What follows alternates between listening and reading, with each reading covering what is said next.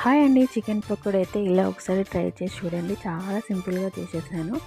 Video నచ్చితే like and subscribe. Thank you for watching.